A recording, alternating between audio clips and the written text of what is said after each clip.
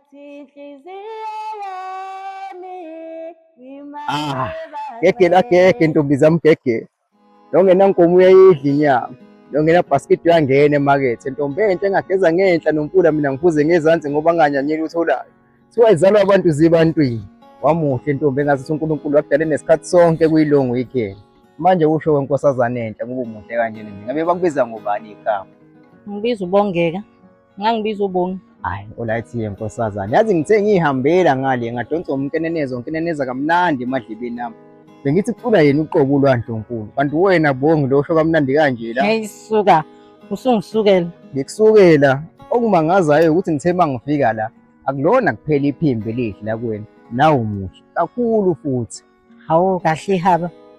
Ihaba kusho wena nkosazana ngathi usha ngokuhle bezintombi ezilishumi wedwa.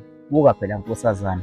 Yazi ukuthi ngisasemusha la empilweni yakho ngiyaqala nqa ukubona. Kodwa isimanga nje ngithe ngiqala ukubona ngathatheka. Ngathatha ubuhle bakho ngase ngizizwa senginothando lakho.